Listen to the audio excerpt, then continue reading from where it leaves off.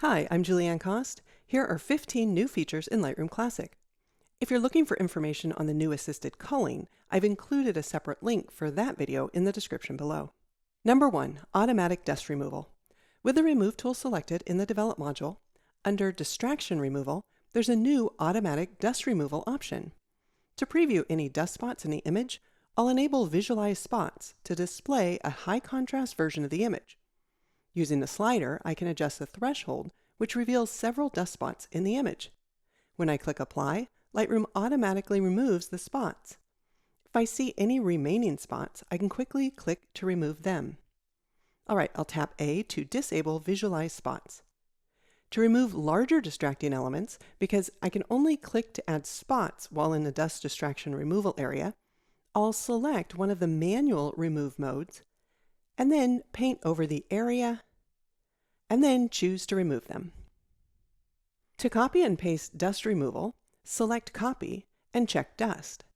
Then choose Copy, select the next image, and choose Paste. Lightroom analyzes this image and will remove any dust spots that are specific to this photo. Dust removal can also be saved as a part of a preset. I'll click the plus icon, choose Create Preset, give the preset a name, select a group, and then choose Dust, and choose Create. Now, when I move to the next image, I can apply dust removal with one click using the preset. 2. Improved Reflections Removal.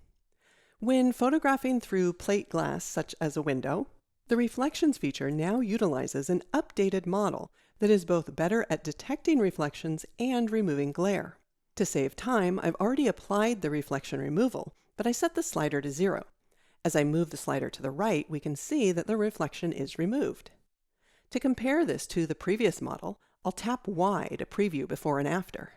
The before image on the left is the original, but I have a snapshot of the results of the previous Remove Reflections model that I can set to the before state by right-clicking and selecting Copy Snapshot Settings to Before. So now the image on the left shows the reflection removed by the previous model, while the after image on the right shows the new model. Zooming into this area, we can see that the new model does a better job at filling in the blown out area from the reflection, and we see improvements in the wall texture. And here we see improvements in the sign. While the model doesn't use generative AI to hallucinate missing content, if a reflection is too strong or the area lacks enough detail to extract the object behind the glass, then that area will be filled with similar colors from the surrounding area. 3. Enhanced Detect Objects.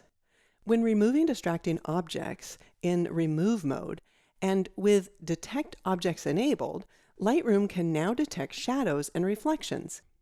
Here I'll quickly select only the person, yet when I release the cursor, because I had Detect Objects enabled, the shadow is automatically selected.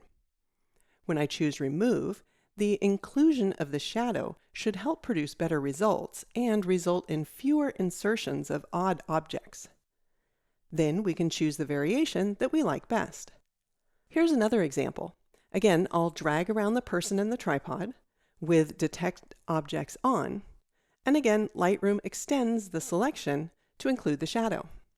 To save time, I'll move to the next image, drag around the person, and again, it selects the shadow. 4. Point Color Color Variance.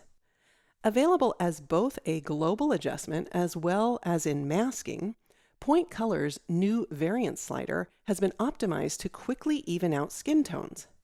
In masking, I'll choose Person 1 and select both facial skin and body skin. Then I'll choose Create Mask. In Point Color, I'll select the eyedropper, position it over the skin tone, and click to select the flesh tone that I like.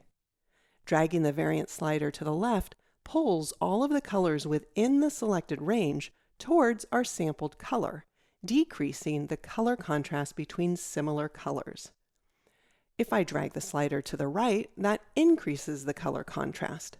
Let's go ahead and move that back to the left. Then we can make changes to the hue, the saturation, and the luminance slider to refine the skin tones. In this next image, I want to increase the color contrast in the bird's feathers. I'll click the plus icon and choose Select Subject so that the adjustment only affects the bird. In Point Color, I'll select this blue and then move the variant slider to the right to pull all of the colors in the selected color range farther apart from one another, adding color contrast to the feathers. 5. Improve landscape masking. While landscape masking isn't new, it now has the ability to select snow, and I found it to be great at icebergs too.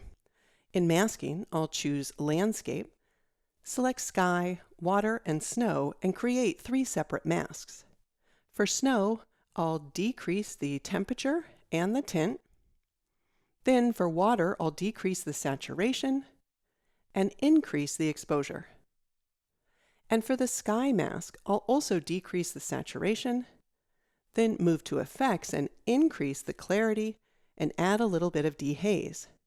Now because dehaze tends to increase noise, I'll move to Details and increase the noise reduction.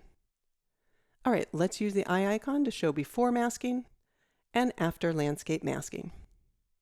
In addition, there are 8 new adaptive landscape presets. We can hover the cursor over them to preview the effects, and then click to apply the one we like. 6. Zoom while cropping. With the crop tool selected, we can now use the navigator panel to zoom in to a specific percentage, then press the spacebar to temporarily access the hand tool and pan to the crop handles to reposition the crop. The straighten tool is also available while zoomed in to help us level and straighten our images. We can also use the View menu to zoom in or out or to 100%, or use any of the corresponding keyboard shortcuts. 7. Precise HDR headroom control. When editing for high dynamic range devices, the pop-up menu that was used to set the HDR limit in previous versions of Lightroom has been replaced with a more precise slider that can be adjusted in 1/10 of a stop increments. The default is 2.3, which will work for most of the hardware and systems in use today.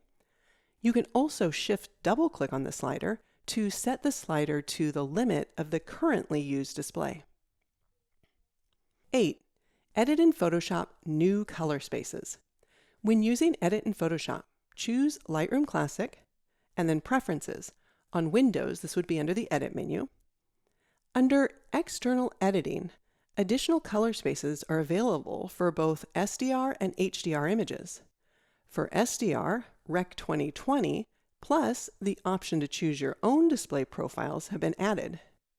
For HDR, choose between HDR sRGB Rec 709, HDR P3, and HDR Rec 2020.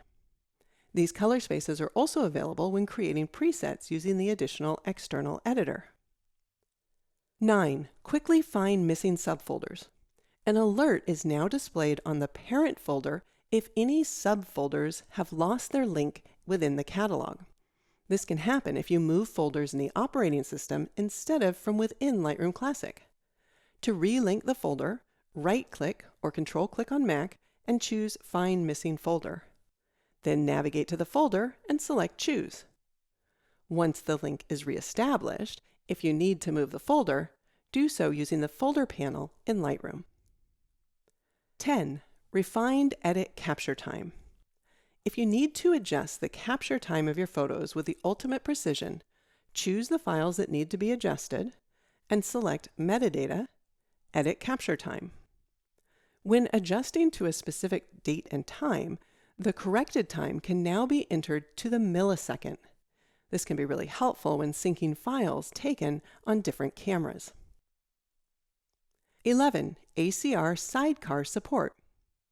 Edits made in Lightroom Classic are, by default, saved in the catalog, and in previous versions, when working with proprietary RAW files, these edits could be stored in an XMP sidecar file when selecting Metadata, Save Metadata to Files, or when selecting Lightroom Classic, Catalog Settings, and under Metadata, enabling automatically write changes to XMP. However, some adjustments, such as denoise and AI masking, could significantly increase the size of the XMP sidecar file, which wasn't optimal for some workflows. Now these adjustments are stored in a separate .acr file, decreasing the size of the XMP sidecar file, making them easier to transfer when needed.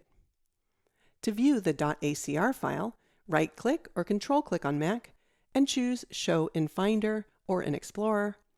And here is the proprietary RAW file, the small XMP file, and the larger .acr file. 12. New Library and Smart Collection Filters. In Grid View, when filtering by attribute, you can now filter newly shared collections by likes and comments. If you've shared collections in the past, they will need to be unshared and then reshared in order to filter by likes and comments. There are also 2 new filters to view the stacked and your unstacked images. In the metadata filters under Develop, the Remove filters have been refined to filter by either manual remove or distraction removal. These new filters are also all available when creating smart collections. 13. Export up to 4K. When exporting videos and slideshows, we can now export at higher resolutions. I'll choose Export and select H.264 as the format. When I select Max, Lightroom will export as close to the source as possible. In previous versions, this was limited to 1920 by 1080. Similarly, when I select the slideshow model and choose Export, I can export my slideshow as a video and choose 4K. 14. Expanded tether capture support. Unfortunately, I don't have a Leica camera to demonstrate this, but several Leica cameras are now supported when selecting File, Tethered Capture, Start Tethered Capture. I've included a link in the description below for the full list of tethered camera support. 15. Performance enhancements. As always, the team has been working to improve performance, including faster performance when hovering over presets, history, snapshots, and profiles, smoother performance when cropping and using soft proofing, when using the Remove tool, and when moving edit sliders, better memory management on Windows, and improved image loading while navigating through the film strip in the Develop module. I'm Julieanne. Thanks for watching.